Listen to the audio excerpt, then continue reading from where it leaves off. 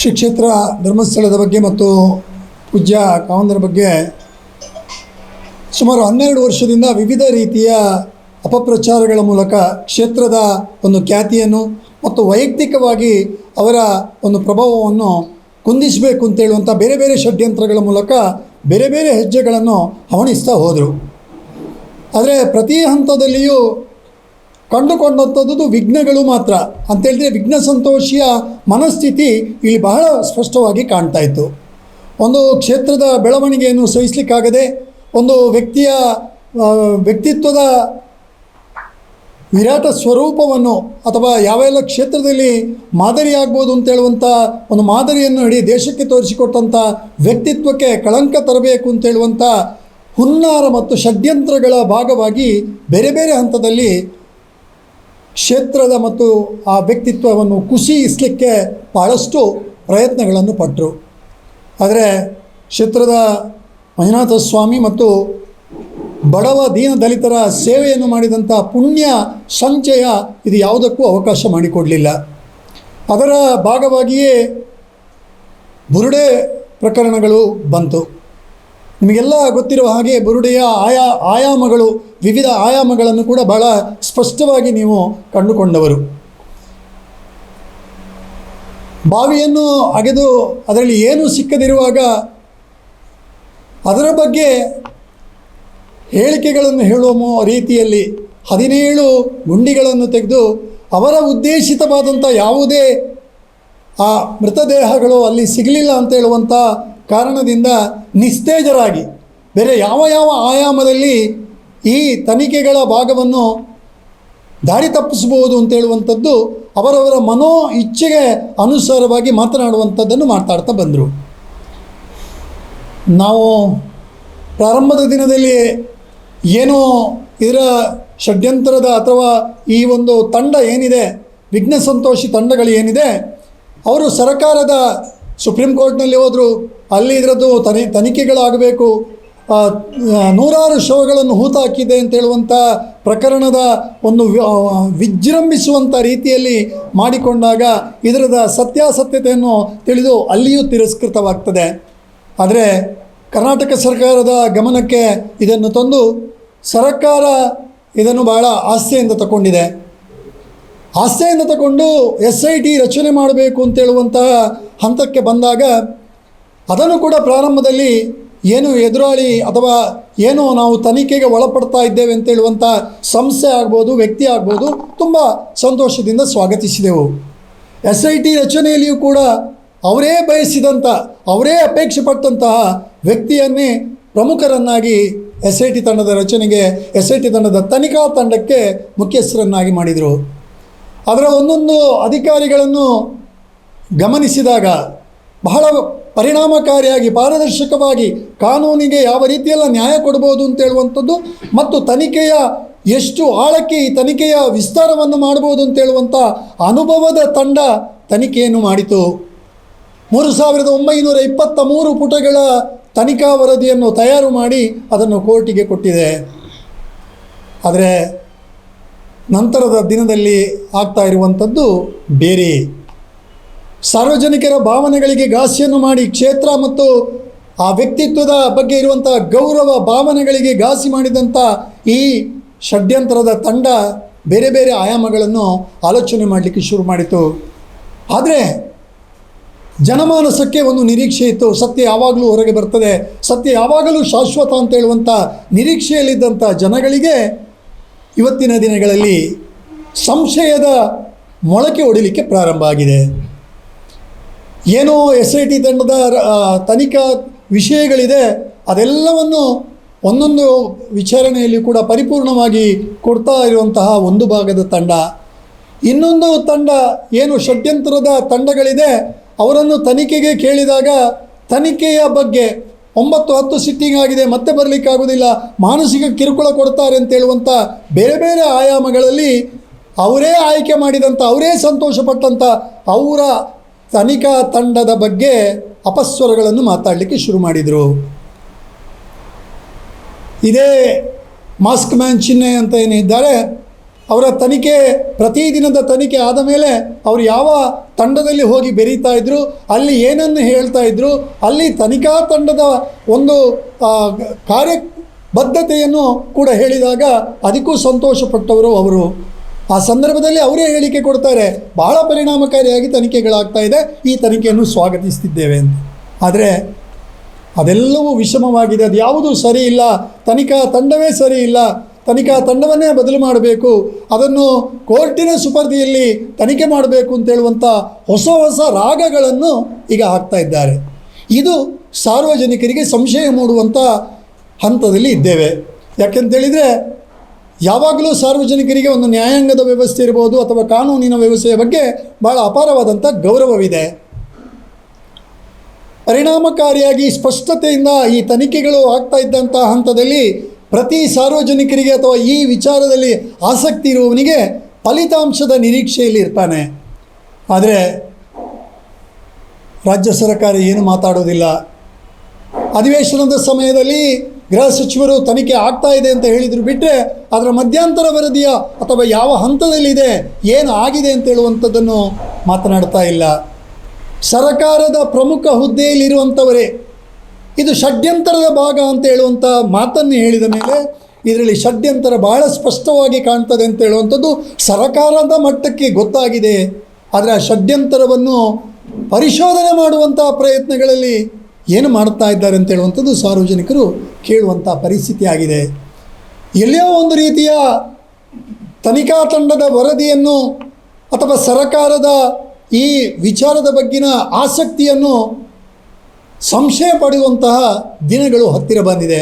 ಯಾಕಂತೇಳಿದರೆ ನಿರಂತರವಾಗಿ 12-13 ವರ್ಷಗಳಿಂದ ಈ ಒಂದು ಬೇಗೆಯಲ್ಲಿ ಬೆಂದಂತಹ ಗ್ರಾಮಸ್ಥರು ಅಥವಾ ಕ್ಷೇತ್ರದ ಭಕ್ತರು ಅಥವಾ ಪ್ರತಿಯೊಬ್ಬ ವ್ಯಕ್ತಿಗೂ ಕುತೂಹಲ ಇದೆ. ಸತ್ಯದ ಅಗ್ನಿ ಪರೀಕ್ಷೆ ಆಗ್ತದೆ, ಸತ್ಯ ಹೊರಗೆ ಬರ್ತದೆ ಅಂತ ಹೇಳುವಂಥದ್ದು. ಆದರೆ SIT ತನಿಖೆಗೆ ಬರಲಿಕ್ಕೆ ಹೇಳಿ 10-15 ದಿನಗಳಾದರೂ ಅವರು ಹಾಜರಾಗೋದಿಲ್ಲ. ನಮ್ಮ ನಿರೀಕ್ಷೆಯಲ್ಲಿದ್ದಂಥ ಪ್ರಮುಖರ ತಂಡವಾದಂಥ SIT ಇದರ ಬಗ್ಗೆ ಏನೂ ಪ್ರತಿಕ್ರಿಯಿಸ್ತಾ ಇಲ್ಲ. ಇಲ್ಲಿ ಸಂಶಯ ಬರ್ತಾ ಇದೆ. ಪಾಪದವನಿಗೆ ಒಂದು ಕಾನೂನು, ದೊಡ್ಡವನಿಗೆ ಒಂದು ಕಾನೂನು, ಷಡ್ಯಂತರಿಗೆ ಒಂದು ಕಾನೂನು, ಪ್ರಭಾವಿಗೆ ಒಂದು ಕಾನೂನು, ಅಥವಾ ಎಡಪಂಥೀಯ ಮಾನಸಿಕತೆಯನ್ನು ಹೊಂದಿದಂಥ ವ್ಯಕ್ತಿಗೆ ಒಂದು ಕಾನೂನು, ಎಲ್ಲಿಯೋ ಸಂಶಯದ ಸುಳಿಗಳು ಕಾಣ್ತಾ ಇದೆ. ಹಾಗಾಗಿ ಸರ್ಕಾರವನ್ನು ಈ ದಿನದಲ್ಲಿ ನಾವು ಕೇಳಲಿಕ್ಕೆ ಬಯಸ್ತಿದ್ದೇವೆ. ಯಾಕಂತೇಳಿದರೆ ಆ ದಿನದಲ್ಲಿ ಮಾನ್ಯ ಮುಖ್ಯಮಂತ್ರಿಗಳು ತಗೊಂಡಂತಹ SIT ತಂಡದ ರಚನೆಯ ಬಗ್ಗೆ ಬಹಳ ಗೌರವವಿದೆ. ನಾವು ತುಂಬ ಸಂತೋಷವಾಗಿ ಸ್ವಾಗತಿಸಿದ್ದೇವೆ. ಯಾಕಂತೇಳಿದರೆ ಅವರ ದಿಟ್ಟ ನಿರ್ಧಾರ, ಅದರ ಜೊತೆಗೆ ಇದೊಂದು ಕ್ಷೇತ್ರ ಮತ್ತು ಜನಗಳ ಭಾವನೆಯ ವಿಷಯ ಆಗಿರುವಾಗ ಇದು ಸ್ಪಷ್ಟವಾಗಿ ಹೊರಗೆ ಬರಬೇಕು, ಪಾರದರ್ಶಕವಾಗಿ ಜನಮಾನಸಕ್ಕೆ ಸತ್ಯದ ಅರಿವಾಗಬೇಕು ಅಂತ ಹೇಳುವಂಥ ತೀರ್ಮಾನವನ್ನು ತಗೊಂಡಾಗ ನಾವು ಸ್ವಾಗತಿಸಿದ್ದೆವು. ಆದರೆ ಇಷ್ಟು ದಿನಗಳಾದರೂ ಯಾವುದೇ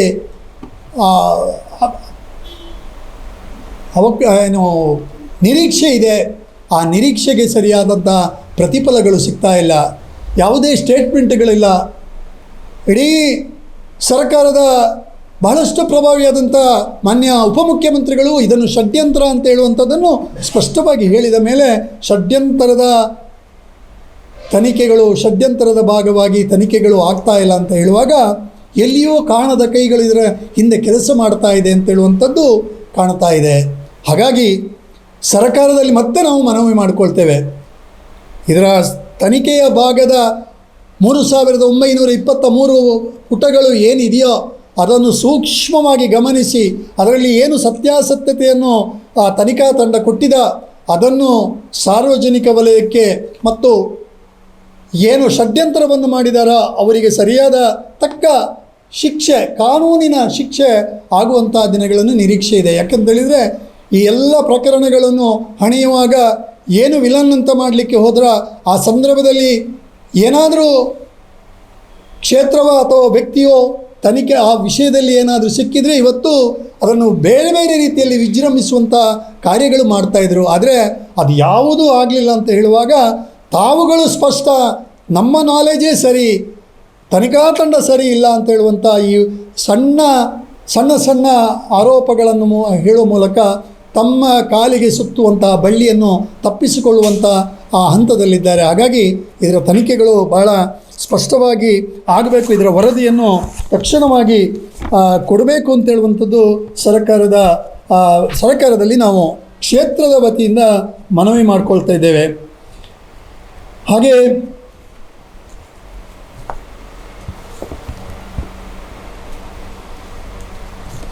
ಅದರ ಜೊತೆಗೆ ಸಂಚುಕೋರರು ಯಾರು ಅಂತ ಹೇಳುವಂಥದ್ದನ್ನು ಕೂಡ ಬಹಳ ಸ್ಪಷ್ಟವಾಗಿ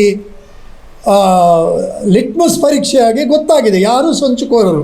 ಇದರಲ್ಲಿ ಏನು ಹುದುಗಿದ ಸತ್ಯ ಅಲ್ಲ, ಬಹಿರಂಗವಾದ ಸತ್ಯ ಆಗಿದೆ. ಇದರ ಹಿಂದೆ ಯಾರಿದ್ರು, ಮಾಸ್ಟರ್ ಪ್ಲ್ಯಾನ್ ಯಾರು, ಕತೆ ಓಣಿಸಿದವರು ಯಾರು, ಆ ಬುರುಡೆಯನ್ನು ತಂದವರು ಯಾರು, ಬುರುಡೆಯನ್ನು ಕೊಟ್ಟವರು ಯಾರು, ಬುರುಡೆಯಿಂದ ಸುತ್ತುವರಿದಂಥದ್ದು ಏನು ಅಂತ ಹೇಳುವಂಥದ್ದು, ಮತ್ತು ಇದನ್ನು ವಿಜೃಂಭಣೆ ಮಾಡಿದಂತಹ ಬೇರೆ ಬೇರೆ ಸಾಮಾಜಿಕ ಜಾಲತಾಣದ ಏನು ಇದ್ದಾರೆ ಎಲ್ಲವೂ ಗೊತ್ತಾಗಿದೆ. ಹಾಗಾಗಿ ಈ ಷಡ್ಯಂತರದ ಭಾಗವಾಗಿರುವಂಥ ಆ ವ್ಯಕ್ತಿಗಳನ್ನು ಕೂಡ ತನಿಖೆಯನ್ನು ಮಾಡಬೇಕು. ಇದರಲ್ಲಿ ಯಾವುದೇ ಪ್ರಭಾವಕ್ಕೆ ಸರ್ಕಾರ ಅಥವಾ ನ್ಯಾಯಾಂಗ ವ್ಯವಸ್ಥೆ ಭಾಗಿಯಾಗಬಾರ್ದು ಅಥವಾ ಒಳಪಡಬಾರ್ದು. ಪಾರದರ್ಶಕವಾದಂಥ ತನಿಖೆಯಾಗಿ ತಕ್ಕ ಶಾಸ್ತಿಯನ್ನು ಕೊಡಬೇಕು ಅಂತೇಳುವಂಥದ್ದು. ಮತ್ತು ಈ ವಿಷಯದಲ್ಲಿ SIT ಕೂಡ ಮೌನವಾಗಿದೆ ಅಂತೇಳಿದರೆ ಅದು ಕೂಡ ನಮಗೆ ಸಂಶಯ ಬರ್ತಾ ಇದೆ. ಯಾಕಂದರೆ SITಯ ಬಗ್ಗೆ ಗೌರವವನ್ನು ಮತ್ತು ನಂಬಿಕೆಯನ್ನು ಇಟ್ಟುಕೊಂಡಂಥ ಜನಸಾಮಾನ್ಯರು ನಾವು. ಹಾಗಾಗಿ SITಯ ತನಿಖಾ ತಂಡದಲ್ಲಿಯೂ ಕೂಡ ಇದರ ಬಗ್ಗೆ ಆದಷ್ಟು ಬೇಗ ಪರಿಣಾಮಕಾರಿಯಾದಂಥ ಇನ್ನಷ್ಟು ತನಿಖೆಯ ಅಗೆತಗಳು ಆಗಬೇಕು, ಸತ್ಯದ ಅನಾವರಣಗಳು ಆಗಬೇಕು ಅಂತೇಳುವಂಥ ನಿರೀಕ್ಷೆಯಲ್ಲಿದ್ದೇವೆ. ಹಾಗಾಗಿ ಇದು ನಮಗೆ ಬರ್ತಾ ಇರುವಂತಹ ಸಂಶಯ ಅಲ್ಲ, ಇಡೀ ಜನಮಾನಸಕ್ಕೆ ಬರ್ತಾ ಇದೆ. ಯಾಕೆ ಇದು ಅಲ್ಲಿಯೇ ನಿಂತಿದೆ? ಏನೂ ವರದಿಗಳಿಲ್ಲ, ಏನೂ ಫಲಿತಾಂಶಗಳಿಲ್ಲ, ಅಥವಾ ಷಡ್ಯಂತರದವರಿಗೆ ಏನೂ ಶಿಕ್ಷೆಗಳಿಲ್ಲ, ಅಥವಾ ನ್ಯಾಯಾಂಗದ ವ್ಯವಸ್ಥೆಗಳು ಕೂಡ ಪೂರಕವಾಗಿ ಇಲ್ಲ ಅಂತೇಳುವಂಥ ಸಂದೇಹಗಳು ಬರ್ತಾ ಇದೆ. ಹಾಗಾಗಿ ಈ ಸಂದೇಹವನ್ನು ಕ್ಲಿಯರ್ ಮಾಡಲಿಕ್ಕೆ, ಸ್ಪಷ್ಟತೆ ಪಡಿಸಲಿಕ್ಕೆ ಸರ್ಕಾರ ಮತ್ತು ಇದಕ್ಕೆ ಸಂಬಂಧಪಟ್ಟಂತಹ ತನಿಖಾ ಸಂಸ್ಥೆಗಳು ಮತ್ತು ಪೊಲೀಸ್ ಇಲಾಖೆ ಆದಷ್ಟು ಕ್ಷಿಪ್ರವಾಗಿ ಇದರ ಕಾರ್ಯೋನ್ಮುಖರಾಗಬೇಕು ಅಂತೇಳುವಂಥ ವಿನಂತಿಯನ್ನು ಈ ಪತ್ರಿಕಾಗೋಷ್ಠಿಯ ಮೂಲಕ ಮಾಡ್ತಾ ಇದ್ದೇವೆ. ಧನ್ಯವಾದ.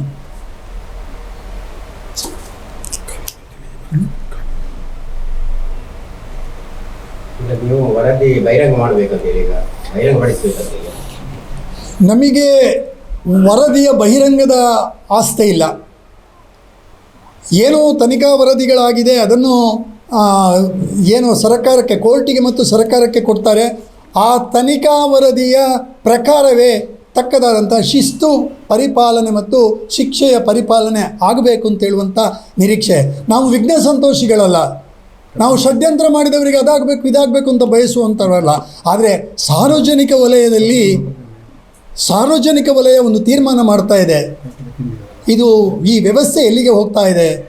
ಪಾಪದವನಿಗೆ ಒಂದು ಕಾನೂನು, ಶ್ರೀಮಂತನಿಗೆ ಒಂದು ಕಾನೂನು, ಪ್ರಭಾವಿಗೆ ಒಂದು ಕಾನೂನು, ಬೇರೆಯವನಿಗೆ ಒಂದು ಕಾನೂನು. ಈ ಸಂಶಯವನ್ನು ಸ್ಪಷ್ಟಪಡಿಸಬೇಕಾದಂಥದ್ದು ಸರ್ಕಾರದ ಕರ್ತವ್ಯ.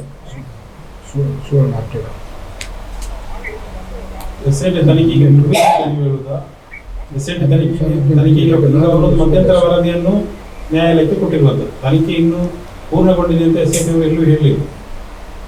ನೀವು ಈಗಲೇ ಕ್ರಮ ಕೈಗೊಳ್ಳಬೇಕು ಅಂತಿದ್ರೆ ತನಿಖೆ ಪೂರ್ಣಗೊಳ್ಳದೆ ಕ್ರಮ ಕೈಗೊಳ್ಳುವಂಥದ್ದು ಇನ್ನೊಂದು ಹೇಗೆ ಸಾಧ್ಯ ಆಗ್ತದೆ? ಅಲ್ಲ, ತನಿಖೆ ಕೈಗೊಳ್ಳಬೇಕು ಅಂತೇಳಿದರೆ ಹಾಗಾದರೆ ಯಾಕೆ ತನಿಖೆಗೆ ಬರಲಿಕ್ಕೆ ಹೇಳಿದರೆ ಹೆದರ್ತಾ ಇದ್ದಾರೆ? ಮಾನಸಿಕ ಕಿರುಕುಳ ಅಂತೇಳುವಂಥ ಕಾರಣವನ್ನು ಹಿಡ್ಕೊಂಡು ಯಾಕೆ ತನಿಖೆಗೆ ಹಿಂದೆ ಜರಿತಾ ಇದ್ದಾರೆ? ಅಲ್ಲಿ ಸಂಶಯದ ಬೀಜ ಹುಟ್ಟುತ್ತಾ ಇದೆ. ಒಬ್ಬ ಪಾರದರ್ಶಕವಾದಂಥ, ಒಬ್ಬ ಸ್ಪಷ್ಟವಾದಂತಹ ನಿರ್ದೋಷಿ ವ್ಯಕ್ತಿಗೆ ಹೆದರಿಕೆ ಇರಬಾರ್ದು. ಅವನು ತನಿಖೆಗೆ ಯಾವಾಗ ಕರೆದ್ರೂ ಕೂಡ ಹೋಗಬೇಕಾದದ್ದು. ಹಾಗೆ ತನಿಖೆಗೆ ಹೋಗ್ತಾ ಇಲ್ಲ ಅಂತೇಳಿದರೆ ಯಾಕೆ ಅಂತೇಳುವಂಥ ಪ್ರಶ್ನೆ ಇದು ಸಾರ್ವಜನಿಕ ವಲಯದಲ್ಲಿ ಮೂಡ್ತಾ ಇದೆ. ಆ ಸಂಶಯವು ಸ್ಪಷ್ಟವಾಗಬೇಕು. ಸರ್ಕಾರ ಇದರ ಬಗ್ಗೆ ಮಧ್ಯಂತರ ವರದಿಯನ್ನಾದರೂ ಕೊಡಬೇಕು, ಏನಾಗಿದೆ, ಯಾವ ಹಂತದಲ್ಲಿದೆ ಅಂತ ಹೇಳುವಂಥದ್ದು. ವರದಿಯನ್ನು ಬಹಿರಂಗಪಡಿಸುವಂತೆ SIT ಅವರೇ ಕೇಳ್ಕೊಳ್ತಾ ಇದ್ದಾರೆ ನ್ಯಾಯಾಲಯದಲ್ಲಿ. ಈಗ ಹಾಗೆ ನೀವು ಅದನ್ನು ಬಹಿರಂಗಪಡಿಸಬೇಕು ಅಂದರೆ ಏನೋ ಕಾರಣ ಇರ್ಬೋದಲ್ಲ, ಅವರು ಹಾಗೆ ಕೇಳಬೇಕಲ್ಲ. ಕಾರಣಗಳಿರ್ಬೋದು, ಆದರೆ ಸಾರ್ವಜನಿಕ ಭಾವನೆಗಳಿಗೆ ಘಾಸಿಯಾದದ್ದನ್ನು ಸ್ಪಷ್ಟಪಡಿಸಬೇಕು, ಅದನ್ನು ಸರಿ ಮಾಡಬೇಕು ಅಂತೇಳಿದರೆ ಸರ್ಕಾರವೂ ಕೂಡ ಅದರ ಕರ್ತವ್ಯವನ್ನು ತೆಗೆದುಕೊಳ್ಬೇಕು. ಸರ್ಕಾರವೂ ಕೂಡ ಇದನ್ನು ಗಂಭೀರವಾಗಿ ಚರ್ಚೆ ಮಾಡಬೇಕು.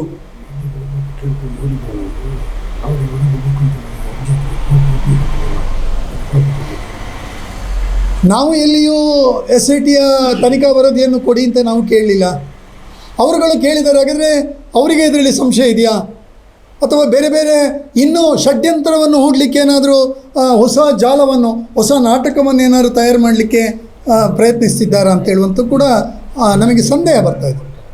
ಅವರಿಗೆ ವರದಿ ಪ್ರತಿ ಕೊಡಲಿಲ್ಲ ಈಗ, ಬಹಿರಂಗಪಡಿಸಬಾರ್ದಂತೆ ವರದಿ ಪ್ರತಿ ಕೊಟ್ಟಿಲ್ಲ. ಅವರಿಗೆ ಕೊಟ್ಟಿದ್ದಾರೆ, ಕೊಟ್ಟಲ್ಲಿ ತೆಗೆದಿದ್ದಾರೆ ಕೆಲವು ಮಾತ್ರ. ಆದರೆ ಅದು ಬಹಿರಂಗಪಡಿಸುವುದು ಹೇಗೆ ಅಂತ ಮಧ್ಯಂತರ ನಮ್ಮ ನಿರೀಕ್ಷೆ ಇರುವಂಥದ್ದು ಸತ್ಯಾಸತ್ಯತೆಯ ಅನಾವರಣ ಆಗಬೇಕು. ಸಾರ್ವಜನಿಕ ವಲಯದಲ್ಲಿ ಏನು 12 ವರ್ಷಗಳಿಂದ ಮತ್ತು ಈ ಬುರುಡೆ ಪ್ರಕರಣಗಳು ಪ್ರಾರಂಭ ಆದಲ್ಲಿನಿಂದ ಏನು ಊಹಾಪೋಹಗಳು ಅಥವಾ ಕಪೋಲಕಲ್ಪಿತವಾದಂಥ ವಿಚಾರಗಳು ನಡೀತಾ ಇದೆಯೋ ಅದಕ್ಕೆ ಒಂದು ಪೂರ್ಣ ಬಿಂದು ಇಡುವಂಥ ಕಾರ್ಯ ಸರ್ಕಾರದಿಂದ ಅಥವಾ ತನಿಖಾ ತಂಡದ ವರದಿಯಿಂದ ಆಗಬೇಕು ಅಂತ ಹೇಳುವಂಥದ್ದು ನಮ್ಮ ಆಶಯ. ನಾವು ಅರ್ಜೆಂಟ್ ಮಾಡ್ತಾ ಇಲ್ಲ, ಆದರೆ ನಮಗೆ ಸಂದೇಹಗಳು ಪ್ರಾರಂಭ ಆಗಿದೆ. ನಾವು ಅರ್ಜೆಂಟ್ ಮಾಡ್ತಾ ಇಲ್ಲ, ಅದೇ ಸಂಶಯಗಳಿಗೆ ನಮಗೆ ಮೂಡ್ತಾ ಇದೆ. ತನಿಖಾ ತಂಡ ಅವರು ಬರೆದಿದ್ರು ಸುಮ್ಮನೆ ಇರ್ತಾರೆ, ಅಥವಾ ಏನೇ ಆ್ಯಕ್ಷನ್ಗಳಿಲ್ಲ. ನಿಮ್ಮ ಪ್ರಕಾರ ತನಿಖೆಗೆ ಅವರು ಬರೆದಿರುವುದು ಮಾತ್ರ ತನಿಖೆಯ ಒಂದು ಹಿನ್ನಡೆ ಅಲ್ಲ, ನಾನು ಒಂದು ಭಾಗ ಅದು, ಇನ್ನೊಂದು ಅವರ ಬೇರೆ ಬೇರೆ ಹೇಳಿಕೆಗಳು ಕೂಡ ಇದಕ್ಕೆ ಸಂಶಯಕ್ಕೆ ಕಾರಣ ಆಗ್ತದೆ. ಅವರ ದಿನಕ್ಕೊಂದು ಹೇಳಿಕೆ ಅಥವಾ ದಿನಕ್ಕೆ ಒಂದು ಹೇಳಿಕೆಯನ್ನು ಬೇರೆ ಬೇರೆ ರೂಪದಲ್ಲಿ ಮಾಡುವಂಥದ್ದು ಮತ್ತು ತನ್ನನ್ನು ಸುತ್ತುಕೊಳ್ತದೆ ಅಂತ ಹೇಳುವಂಥ ನಿಟ್ಟಿನಲ್ಲಿ ಅದನ್ನು ಬಿಡಿಸುವಂಥ ಜಾಣ್ಮೆಯ ಹೇಳಿಕೆಗಳನ್ನು ಕೊಡುವಾಗ ಎಲ್ಲಿಯೋ ಸಂಶಯಕ್ಕೆ ಎಡೆ ಮಾಡ್ತಾ ಇದೆ ಅಂತ ಹೇಳುವಂಥ ನಮ್ಮ ಹಾಜರಾಗಲಿಕ್ಕೆ, ವಿಚಾರಣೆಗೆ ಹಾಜರಾಗಲಿಕ್ಕೆ ಹಿಂಜರಿದ್ರು ಕೂಡ SITಗೆ ಅಧಿಕಾರ ಇದೆ. ಯಾವ ಕ್ಷಣದಲ್ಲೂ ಯಾವ ರೀತಿಯಲ್ಲೂ ಅವರನ್ನು ಮಾತ್ರ ಅಲ್ಲ, ಯಾರನ್ನು ಕೂಡ ತನಿಖೆಗೆ ಒಳಪಡಿಸುವ ಅಧಿಕಾರ ಅವರಿಗೆ ಇದೆ. ಈಗ ಅವರು ಹೇಳಿದ್ದನ್ನು SIT ಕೇಳಿದ್ರು ಅಂತ ಹೇಳಲಿಕ್ಕೆ ಆಗಲ್ಲ. ಅವರು ಹೇಳಿರ್ಬೋದು, ಹೇಳಿಕೆ ಮಾಧ್ಯಮದಲ್ಲಿ ಹೇಳಿರ್ಬೋದು, ಆದರೆ ಅದನ್ನು ಕೇಳಿರ್ತದ SIT ಒಪ್ತದ.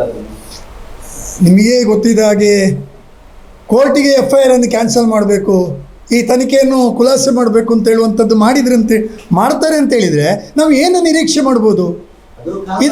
ಇದರ ಆಳವನ್ನು ಅಥವಾ ಇದರ ಸತ್ಯಾಸತ್ಯತೆಯನ್ನು ಏನು ನಿರೀಕ್ಷೆ ಮಾಡ್ಬೋದು? ಸಾರ್ವಜನಿಕರಿಗೆ ಮೂಡುವಂಥ ಪ್ರಶ್ನೆ ಇದೆ. ಏನು ಭಾಳ ಗಂಭೀರವಾಗಿ ಇದರ ಹೋರಾಟಕ್ಕೆ ಇಳಿದವರು ಮತ್ತೆ ಇದು ಹೋರಾಟದ ಬೇರೆ ಬೇರೆ ಹಂತಗಳು ಹೋದಾಗ ಪುನಃ ಟರ್ನ್ ಹಾಕುವಂಥ ಸಂದರ್ಭದಲ್ಲಿ ಪ್ರಶ್ನೆಗಳು ಮೂಡ್ತದೆ. ಯಾಕೆ ಇದು? ಹಾಗಾದರೆ ಯಾಕೆ FIR ಅನ್ನು ರದ್ದು ಮಾಡಿ ಅಂತ ಕೋರ್ಟಿಗೆ ಕೇಳ್ಕೊಳ್ತಾರೆ, ಅಥವಾ ಕೋರ್ಟಿಗೆ ಯಾಕೆ ಹೋಗಬೇಕು? ನೀವು ಹೇಳಿದಾಗೆ ಕೊಟ್ಟಿರೋ ಒಂದು FIR ಅನ್ನು ರದ್ದು ಮಾಡಬೇಕು ಅಂತ ಕೊಟ್ಟಿದ್ದಾರೆ, 39/25 ಅದನ್ನು ರದ್ದು ಮಾಡಬೇಕು ಅಂತ ಕೋರ್ಟಿಗೆ ಅರ್ಜಿ ಹಾಕಿದ್ದಾರೆ ಅವರು. ಅದರಲ್ಲಿ ಅವರನ್ನು ಆರೋಪಿ ಮಾಡಿದ ಬಗ್ಗೆ ಅವರು ರದ್ದು ಅಂತ ಕೇಳಿದ್ದಾರೆ. ಅಲ್ಲ, ಯಾವುದೇ ಇರ್ಬೋದು. ಈಗ ತನಿಖೆ ಆಗಬೇಕು ಅಂತ ಯಾರು ಶುರು ಮಾಡಿದ್ದು? ಅವರೇ ಅಲ್ವಾ? ಅವರು ಆರೋಪಿ ಹೌದಾ ಅಲ್ವಾ ಅಂತ ಹೇಳುವಂಥದ್ದು ಎಲ್ಲ ವರದಿಗಳು ಕಂಪ್ಲೀಟ್ ಆದ ಮೇಲೆ ಬರ್ತದೆ ಅಲ್ವಾ? ಅವರಿಗೂ ಹಾಗಾದ್ರೆ ಯಾವ ಆತುರತೆ? ಅವರಿಗೂ ಆತುರತೆಯನ್ನು ನೋಡಿದಾಗ ನಮಗೂ ಸಂಶಯ ಆಗ್ತದೆ, ಇಡೀ ಜನಮಾನಸಕ್ಕೆ ಸಂಶಯ ಆಗ್ತಾ ಇರುವಂಥದ್ದು. ಅವರ ವಾದ ಅಂತ ಹೇಳಿದ್ರೆ ನಾವು ಮಾಧ್ಯಮದಲ್ಲಿ ನಿಂತ್ಕೊಂಡಾಗ SITಯ ನೋಟಿಸ್ಗಳು, ವಿಚಾರಣೆಗಳು ನಮಗೆ ಮಾತ್ರ ಎಲ್ಲ ದಿಕ್ಕುಗಳಿಗೂ ಅದೇ ರೀತಿ ಹೋಗ್ತಾ ಇಲ್ಲ. ನಮ್ಮನ್ನು ಎಷ್ಟೋ ಬಾರಿ ಕರೆದಿದ್ದಾರೆ ಅಂತ ಅವರ ಅಂಕಿಅಂಶಗಳು ಹೇಳಿದ್ದಾರೆ. ಎಷ್ಟೋ ಸಲ ಆಗಿದೆ. ಮತ್ತೆ ನಮ್ಮನ್ನು ಮಾತ್ರ ಯಾಕೆ ಕರೀತಾರೆ? ಈ ತನಿಖೆಗೆ ಸಂಬಂಧಪಟ್ಟವರು ಯಾರು, ಈ ಪ್ರಕರಣದಲ್ಲಿ ಯಾರೆಲ್ಲ ಭಾಗಿಯಾಗ್ತಾರೆ, ಈ ತೀರ್ಮಾನವನ್ನು SITಯ ತಂಡ ಮಾಡ್ತಾ ಇರುವಂಥದ್ದು. SITಯ ತಂಡ ಅವರು ಏನೆಲ್ಲ ಹೇಳಿಕೆಗಳನ್ನು ಕೊಟ್ಟಿರುವಂಥದ್ದು ಅಥವಾ ಏನೆಲ್ಲ ಆರೋಪಿಗಳಂತ ಹೇಳುವಂಥದ್ದು ಮಾಡಿದಾರೋ ಅವರೆಲ್ಲರ ತನಿಖೆಗಳು ಆಗಿದೆ. ಅದಕ್ಕೆ ಪರಿಣಾಮಕಾರಿಯಾಗಿ SIT ತಂಡ ಯಾವ ಹೊತ್ತಿನಲ್ಲಿ ಹೇಳಿದ್ದಾರೆ ಆ ಹೊತ್ತಿಗಿಂತ ಅರ್ಧ ಗಂಟೆ ಮುಂಚೆಯೇ ಹೋಗಿ ತನಿಖೆಗೆ ಭಾಗವಹಿಸಿದ್ದಾರೆ, ತನಿಖೆಯಲ್ಲಿ ಪಾಲ್ಗೊಂಡಿದ್ದಾರೆ, ತಮ್ಮ ಹೇಳಿಕೆಯನ್ನು ಕೊಟ್ಟಿದ್ದಾರೆ. ಹಾಗಾದರೆ ಒಂದು ಭಾಗದ ತಂಡ ತನಿಖೆಗೆ ಪೂರಕವಾಗಿದೆ, ಇನ್ನೊಂದು ಭಾಗದ ತಂಡ ಇಲ್ಲ ಅಂತ ಹೇಳುವಾಗ ಇಲ್ಲೇ ಸಂಶಯ ಹುಟ್ಟುತ್ತಾ ಇರುವಂಥದ್ದು. ಬೇಸಿಕಲಿ SIT ತನಿಖೆ ಸರಿಯಾಗಿ ನಡೆಯುತ್ತಿದೆಯಾ? SIT ಮೇಲೆ ನಿಮಗೆ ನಂಬಿಕೆ ಇದೆಯಾ? ಅದು ಮುಂದುವರಿಬೇಕು ಅಂತ ಎಲ್ಲ ಸಂಪೂರ್ಣವಾದ ತನಿಖೆ ನಡೆಸಬೇಕು ಅಂತ ಹೇಳ್ತೀರಾ? ಏನು ನಮಗೆ SITಯನ್ನು ರಚನೆಯಾದಂಥ ಪ್ರಾರಂಭದ ದಿನದಲ್ಲಿ ಅದನ್ನು ಸ್ವಾಗತಿಸಿದ್ದೇವೆ, ಇವತ್ತು ಕೂಡ ಸ್ವಾಗತಿಸುತ್ತಿದ್ದೇವೆ. ಅದರ ಬಗ್ಗೆ ತುಂಬ 200% ವಿಶ್ವಾಸವನ್ನು ಇಟ್ಟುಕೊಂಡಿದ್ದೇವೆ. ಆದರೆ ಹಂತಗಳಲ್ಲಿ ತನಿಖೆಗಳ ಇದರಲ್ಲಿ ಸ್ವಲ್ಪ ಡಿಲೇ ಆಗುವಾಗ ಸಂಶಯಗಳು ಸಾರ್ವಜನಿಕರು ಮಾತನಾಡ್ತಿದ್ದಾರೆ. ಅದಕ್ಕೆ ಆಸ್ಪದ ಕೊಡಬಾರ್ದು. SIT ಇನ್ನಷ್ಟು ಕ್ರಿಯಾಶೀಲವಾಗಿ ತನಿಖೆ ಮಾಡಬೇಕು ಅಂತ ಹೇಳುವಂಥ ಆಶಯ ನಮ್ಮದು. ಮೊನ್ನೆ ಗೃಹ ಸಚಿವರೊಂದಿಗೆ ಕೊಟ್ಟಿದ್ದಾರೆ, ಮುಂದಿನ ಅಧಿವೇಶನದಲ್ಲಿ ಅದರ ಬಗ್ಗೆ ಮಾಹಿತಿಯನ್ನು ಖಂಡಿತ ನಾವು ನಿರೀಕ್ಷಿಸ್ತಿದ್ದೇವೆ. ನಮಗೆ ಸರ್ಕಾರ ಮಾತನಾಡಬೇಕು. ಇದೊಂದು ಕೇವಲ ಒಂದು ಗ್ರಾಮಕ್ಕೆ ಸಂಬಂಧಪಟ್ಟಂಥ ವಿಷಯ ಅಲ್ಲ, ಇದೊಂದು ರಾಷ್ಟ್ರೀಯ ಅಥವಾ ಒಂದು ಸೈದ್ಧಾಂತಿಕವಾದ ಅಥವಾ ಒಂದು ಧರ್ಮದ ನಂಬಿಕೆಯ ವಿಚಾರ ಹಾಗಿರುವಾಗ ಭಾವನೆಗಳ ವಿಚಾರ. ಹಾಗಾಗಿ ಸರ್ಕಾರ ಇದಕ್ಕೆ ಸರಿಯಾದ ಏನು ವರದಿ ಇದೆ ಅಥವಾ ಉತ್ತರವನ್ನು ಕೊಡುವಂಥದ್ದನ್ನು ತುಂಬ ನಿರೀಕ್ಷೆ ಮಾಡ್ತೇವೆ. ಆದಷ್ಟು ಬೇಗ ಅದನ್ನು ಸ್ವೀಕಾರ ಮಾಡ್ತೇವೆ. ಧನ್ಯವಾದ.